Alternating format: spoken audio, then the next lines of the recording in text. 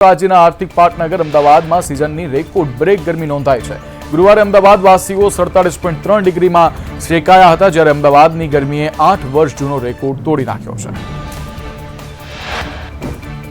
અમદાવાદના આકાશમાંથી વરસી રહી છે અગનજ્વાળા। હવામાન વિભાગ દ્વારા આગામી 2 દિવસ ગરમીનું રેડ એલર્ટ જાહેર કરવામાં આવ્યું છે। બપોરના સમયે અમદાવાદના રસ્તાઓ સુમસામ બન્યા। ગ્રીન સિટી ગણાતા રાજ્યના પાટનગર ગાંધીનગર રેકોર્ડ બ્રેક 46 ડિગ્રી તાપમાન નોંધાયું। ગાંધીનગરવાસીઓ અગનવર્ષામાં જીવવા માટે મજબૂર બન્યા છે। હવામાન વિભાગની આગાહી મુજબ આગામી 2 દિવસ ગરમીનું રેડ એલર્ટ રહેશે। રાજ્યમાં ગરમીએ હાહાકાર મચાવ્યો છે। અમદાવાદ ગાંધીનગરની સાથે સાથે સુરેન્દ્રનગરમાં તાપમાનનો પારો 45.9 ડિગ્રીને પાર પહોંચ્યો છે, તો વડોદરામાં 45 ડિગ્રી તાપમાન નોંધાયું છે। રાજ્યમાં ભીષણ ગરમી વચ્ચે હજુ 4 દિવસ હીટવેવની આગાહી। આણંદ, બનાસકાંઠા, સાબરકાંઠા, પાટણ, મહેસાણા, સુરત, વલસાડમાં ઓરેન્જ એલર્ટ જાહેર। તો વળી ખેડા, પંચમહાલ, અરવલ્લી, અમરેલી, છોટાઉદેપુર, મોરબી અને સુરેન્દ્રનગરમાં પણ ગરમીનું ઓરેન્જ એલર્ટ જાહેર કરવામાં આવ્યું છે। સાથે જ સૌરાષ્ટ્રના રાજકોટ, અમરેલી, બોટાદ, જૂનાગઢ, કચ્છ, ભાવનગરમાં પણ ઓરેન્જ એલર્ટ। દેશના અનેક રાજ્યોમાં આકરી ગરમીનો પ્રકોપ જોવા મળી રહ્યો છે। રાજસ્થાન, પંજાબ, હરિયાણા, દિલ્હી, યુપીમાં રેડ એલર્ટ જાહેર કરવામાં આવ્યું છે। રાજસ્થાનના બાડમેરમાં 48 ડિગ્રીને પાર તાપમાન થયું, જ્યારે ફતેપુરમાં 47.6, ચુરુમાં 47.4 અને જેસલમેરમાં 47.2, જ્યારે જાલોરમાં 47.2 ડિગ્રી તાપમાન નોંધાયું। સાથે પહાડો પર પણ તાપમાનનો પારો ઉચકાયો છે। જમ્મુમાં તાપમાન 41 ડિગ્રીને પાર પહોંચી ચૂક્યું છે। હરિયાણા, પંજાબમાં તાપમાન 47 ડિગ્રીને પાર રહેવાની શક્યતાઓ સેવાઈ રહી છે। ત્યારે દેશમાં એક સાથે 2 ઋતુઓનો અનુભવ થઈ રહ્યો છે। એક તરફ કેટલાક રાજ્યોમાં ગરમીનું રેડ એલર્ટ જાહેર કરવામાં આવ્યું છે, જ્યારે રાજસ્થાન, દિલ્હીમાં તાપમાન 47 ડિગ્રીને પાર છે, તો બીજી તરફ કેટલાક રાજ્યોમાં વરસાદનું ઓરેન્જ એલર્ટ આપવામાં આવ્યું છે। તો કેરળ, તમિલનાડુ, હિમાચલમાં વરસાદી માહોલ જોવા મળી રહ્યો છે। કેરળના ઓર્નાકુલમમાં ભારે વરસાદથી જાણે ચોમાસું બેઠું હોય તેવા દ્રશ્યો છે। તમિલનાડુમાં પણ રસ્તા પર નદીઓ વહી રહી છે। હિમાચલના બિલાસપુરમાં પણ સામાન્ય વરસાદ વરસ્યો હતો। તો રાજ્યમાં 4 દિવસ બાદ ગરમી ઘટશે। કેટલાક ભાગોમાં તાપમાન 40 ડિગ્રી નીચું જવાની શક્યતા છે, જ્યારે હવામાન નિષ્ણાંત અંબાલાલ પટેલે આ બાબતની આગાહી કરી છે। તો 26 મેથી 4 જૂન વચ્ચે ગાજવીજ સાથે વરસાદની આગાહી કરવામાં આવી છે। રાજ્યના કેટલાક ભાગોમાં વંટોળ સાથે વરસાદની શક્યતા છે। રોહિણી નક્ષત્રમાં રાજ્યના કેટલાક ભાગોમાં વરસાદ પડી શકે છે। જ્યારે 26 મે સુધી બંગાળના ઉપસાગરમાં ચક્રવાત સર્જાઈ શકે છે। 25 થી 28 મે સુધી દક્ષિણ ભારતમાં ચોમાસું બેસશે। અરબ સાગરના ભેજના કારણે ગુજરાતમાં વરસાદ પડી શકે છે, જ્યારે 7 થી 14 જૂન વચ્ચે ચોમાસું બેસવાની શક્યતાઓ સેવાઈ રહી છે। તો હીટવેવને લઈને પણ ખગોળશાસ્ત્રી દિવ્ય દર્શન પુરોહિતનું નિવેદન સામે આવ્યું છે। 20 જૂનથી ચોમાસું શરૂ થશે। વરસાદ પણ ગરમીની જેમ જ ધોધમાર પડી શકે છે। ત્યારે ગાંધીનગરમાં સીએમ ભૂપેન્દ્ર પટેલની ડિઝાસ્ટર વિભાગ સાથે મહત્વની બેઠક યોજવામાં આવી હતી। હીટવેવ અને પ્રી મોન્સૂન કામગીરીની સમીક્ષા કરવામાં આવી। સંબંધિત વિભાગના અધિકારીઓ પણ ત્યાં હાજર રહ્યા હતા। 2 દિવસ પહેલા મુખ્યમંત્રીએ અને મુખ્યમંત્રીના સચિવે પણ આ બાબતે બેઠક યોજી હતી। તો કાળઝાળ ગરમીના કારણે સરકારી કચેરીમાં રજા જાહેર કરવા માટેની ઉગ્ર માંગ ઉઠી રહી છે। ગુજરાત રાજ્ય કર્મચારી મહામંડળે સીએમને સીધી રજૂઆત કરી છે। કચેરીઓમાં પાણીની પણ સુવિધા ન હોવાની રજૂઆત કરવામાં આવી છે। સરકારી ઓફિસમાં કર્મચારીઓ માત્ર પંખાના સહારે જોવા મળી રહ્યા છે। તો રાજ્યમાં હીટવેવને લઈ મુખ્યમંત્રી ભૂપેન્દ્ર પટેલે ટ્વીટ કર્યું છે કે હવામાન હીટવેવથી બચવા માટે સંબંધિત વિભાગો સાથે આજે આયોજન કર્યું છે। સાવચેતી એ સલામતીનો અભિગમ રાખીએ। તડકામાં ઘરની બહાર ન નીકળીએ। પાણી અને પ્રવાહી વધુ લઈએ। રાજ્યમાં વીજ માંગ સતત 24,000 મેગાવોટને પાર થઈ રહી છે। છેલ્લા 3 દિવસમાં વીજ માંગ 24,000 મેગાવોટને પાર થઈ। આકરી ગરમીના કારણે વીજ માંગમાં સતત વધારો થઈ રહ્યો છે। શ્રમિકો માટે સરકારે જાહેર કરેલા નંબરનું સુરસુરિયું બોલી ગયું છે। ટોલ ફ્રી નંબર અને ગાઈડલાઈનથી શ્રમિકો જ અજાણ્યા છે। વડોદરા અને સુરતમાં બઢતી બપોરે હજુ સુધી પણ મજૂરી કરાવવામાં આવી રહી છે। જોકે શ્રમિકોનું કહેવું છે કે કોન્ટ્રાક્ટર આખો દિવસ કામ કરાવે છે। આખો દિવસ કામ કરે તો જ પૂરું વેતન મળે છે। માહિતીના અભાવે બિલ્ડરો તેઓનું શોષણ કરી રહ્યા છે। ગુજરાતમાં શ્રમિકોને લઈ અને ગાઈડલાઈનના ધજાગરા ઉડી રહ્યા છે. કન્સ્ટ્રક્શન સાઇટ પર બપોરે કામ ન કરવાનું સૂચન હતું, છતાંય કન્સ્ટ્રક્શન સાઇટ પર શ્રમિકોને કામ કરાવાઈ રહ્યું છે. રાજકોટ, વડોદરા, સુરતમાં પણ નિયમોનું ઉલ્લંઘન કરવામાં આવી રહ્યું છે. અમદાવાદમાં સરકારની ગાઈડલાઈનના સરેઆમ ધજાગરા ઉડ્યા. સરકારી સ્થળ એટલે કે વસ્ત્રાપુર તળાવમાં ભર બપોરે 3 વાગ્યે કામગીરી ચાલી રહી છે. વસ્ત્રાપુર તળાવના નવીનીકરણની કામગીરી ચાલી રહી છે, ત્યારે ભર બપોરે શ્રમિકોની પાસે કામ કરાવવામાં આવી રહ્યું છે. તો આ જ રીતે અન્ય એક તરફ સરકારી ગાઈડલાઈનનું સરકારી વિભાગમાં જ ઉલ્લંઘન થઈ રહ્યું છે. અમદાવાદ સોલા સિવિલમાં સુપર સ્પેશિયાલિસ્ટ હોસ્પિટલમાં શ્રમિકો બપોરે કામ કરી રહ્યા છે. શ્રમિકોને લઈ અને ગાઈડલાઈનના ધજાગરા ઉડી રહ્યા છે. જ્યારે સરકારી ગાઈડલાઈનના સરેઆમ ધજાગરા જોવા મળી રહ્યા છે અનેક તરફ, ત્યારે વડોદરામાં સરકારનો આદેશ માત્ર કાગળ પર દેખાઈ રહ્યો છે. Mumbai Ahmedabad high speed railway પ્રોજેક્ટનું કામ ચાલુ છે, જ્યારે બપોરે કામ ચાલુ રાખવામાં આવ્યું છે. બપોરે પણ શ્રમિકો પાસે મજૂરી કરાવવામાં આવી રહી છે. ત્યારે સુરતમાં સરકારી ગાઈડલાઈનના સરેઆમ ધજાગરા ઉડ્યા. સુરતમાં પણ મેટ્રોની કામગીરીમાં ગાઈડલાઈનના ધજાગરા ઉડી રહ્યા છે. ગાઈડલાઈન પ્રમાણે કન્સ્ટ્રક્શન સાઇટ પર બપોરે કામ કરવાની પરવાનગી નથી. વડોદરામાં હીટવેવની આગાહી વચ્ચે વડોદરા મહાનગરપાલિકાનો હીટવેવથી બચવા માટે અનોખો પ્રયાસ જોવા મળ્યો. જાગૃતતા ફેલાવવા માટે સિસ્ટમવાળી રિક્ષાઓ ફરતી કરી છે. રાજ્યમાં ગરમીને કારણે કુલ 15 લોકોના મોત થયા છે. ગભરામણ, ખેંચ, હીટસ્ટ્રોકથી 15 લોકોના મોત થયા. વડોદરામાં આકરી ગરમીથી 4 લોકોના મોત થયા છે. સુરતમાં ગભરામણ, હીટસ્ટ્રોકના કારણે 10 લોકોના મોત થયા છે, જ્યારે બનાસકાંઠામાં ગરમીથી 4 વર્ષના બાળકનું મોત થયું. રાજ્યમાં આકરી ગરમીને કારણે એક માસ 2500 લોકોને હોસ્પિટલ ખસેડવામાં આવ્યા છે.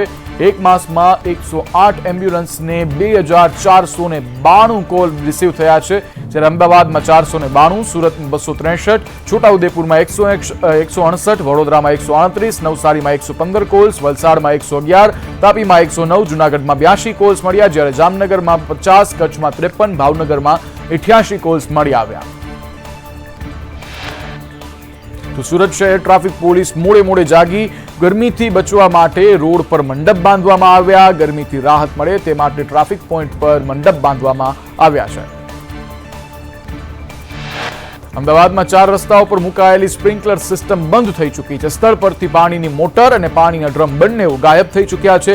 સ્પ્રિંકલર પ્રોજેક્ટ ફેલ થતા હાલ લોકોમાં રોષ દેખાઈ રહ્યો છે. જ્યારે અમરેલીમાં ગરમીની અસર સાવજો પર વર્તાઈ રહી છે. 44 ડિગ્રીએ તાપમાન વધતા વનરાજ જંગલમાં પાણી માટે વલખા મારતા દેખાઈ રહ્યા છે. સિંહ પ્રેમીઓએ પાણીની વ્યવસ્થા જલ્દીથી જલ્દી કરી દેવા માટેની ઉગ્ર માંગ કરી છે. જ્યારે ઉનાળામાં સીએનજી વાહન હોય તો તકેદારી રાખજો, કારણ કે 45 ડિગ્રી તાપમાનની અસર સીએનજી વાહનોમાં દેખાઈ રહી છે. ઓવરહીટિંગના કારણે સીએનજી વાહનોમાં આગના બનાવ વધી રહ્યા છે. ત્યારે કાળઝાળ ગરમીમાં લીંબુના ભાવ આસમાને પહોંચ્યા છે. પ્રતિ કિલોએ લીંબુનો ભાવ 130 થી 160 રૂપિયા કિલો પહોંચ્યો છે. ગરમીના લીધે અચાનક લીંબુના ભાવમાં જબરજસ્ત વધારો જોવા મળી રહ્યો છે. તો સુરેન્દ્રનગરમાં ભર ઉનાળે પાણી માટે વલખા મારવા પડી રહ્યા છે. ગામની મહિલાઓએ પાણી માટે હલ્લાબોલ કર્યો છે. 15 દિવસ પાણી અપાતા મહિલાઓમાં રોષ દેખાઈ રહ્યો છે. મહિલાઓએ પાણી આપવાના સૂત્રોચ્ચાર સાથે પોતાનો વિરોધ નોંધાવ્યો છે અને સાથે જ મામલતદારને પણ આવેદનપત્ર પાઠવ્યું છે.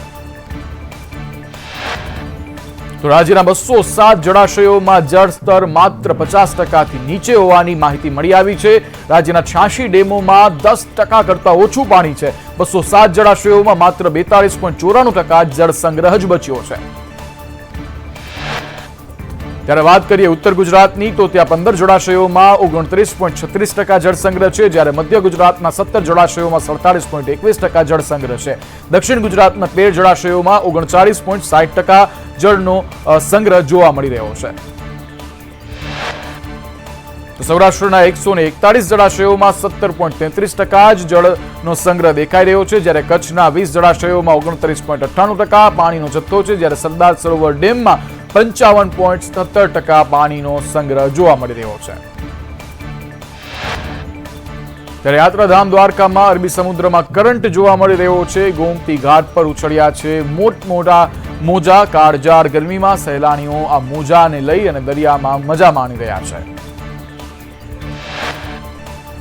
તો મોડાસામાં નકલી કચેરી કાંડમાં 4 વર્ષથી નકલી કચેરી ચાલતી હોવાનો ઘટસ્ફોટ થયો છે. સૂત્ર પ્રમાણે ખોટા બિલ ભાજપ કોંગ્રેસના નેતાના પુત્રોના નામે બનાવવામાં આવતા હતા. 3.50 કરોડના ખોટા બિલો બનાવવાની તૈયારી રાખ્યા હતા અને 30 કરોડનું કૌભાંડ આચર્યા હોવાની આશંકા છે.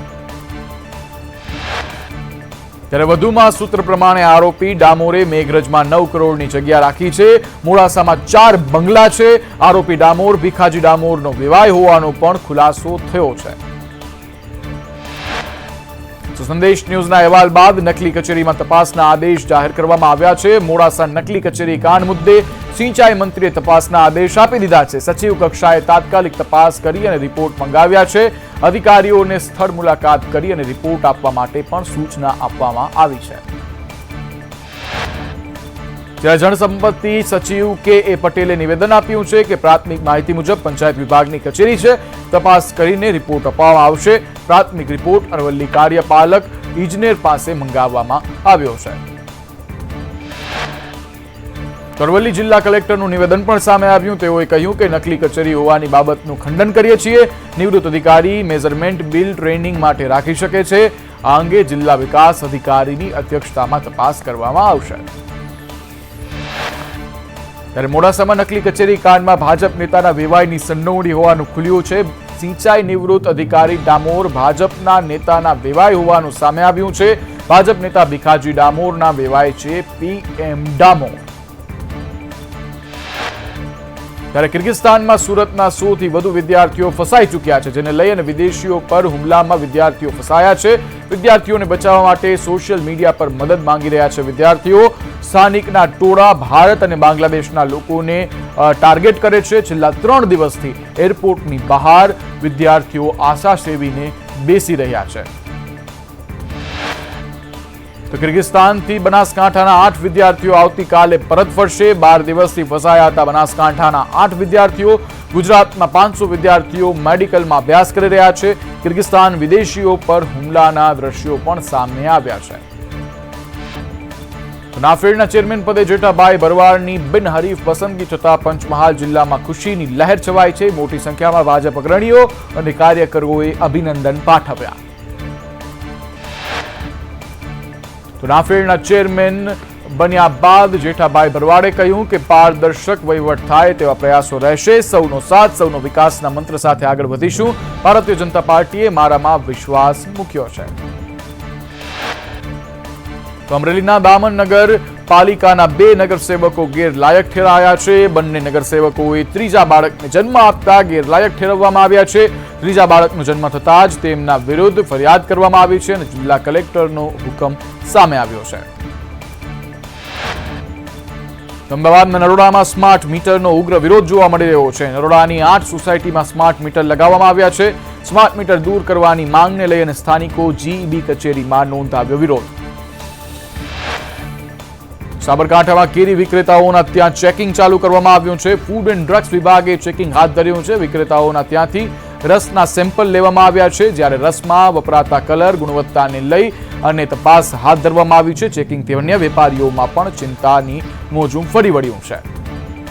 તો રાજકોટના યાજ્ઞિક રોડ પર મનપાની ઝુંબેશ ચલાવવામાં આવી રહી છે. અલગ અલગ વિસ્તારમાં દબાણને લઈ અને નોટિસ ફટકારાતા મનપા અધિકારીઓ અને વેપારીઓ વચ્ચે બોલાચાલી પણ જોવા મળી હતી. તો તાપીમાં પાણી માટે મહિલાઓનો પુરવઠા વિભાગની કચેરી પર હલ્લાબોલ જોવા મળ્યો. પાણી ન મળતા માટલા ફોડી અને પોતાનો વિરોધ નોંધાવ્યો. મહિલાઓને પાણી આપવા માટે તેઓએ સૂત્રોચ્ચાર કર્યા. રાજકોટમાં નવા બનેલા હીરાસર એરપોર્ટ પર ઉઘાડી લૂંટ જોવા મળી રહી છે. મુસાફરે સામાન ઉતારવા માટે લેટ થતા ગાડીને લોક કરી, જ્યારે ગાડી લોક કરી અને ₹500ની ઉઘરાણી કરી. મુસાફરે ઉઘાડી લૂંટનો વિડીયો પણ બનાવ્યો અને તેને વાયરલ કર્યો.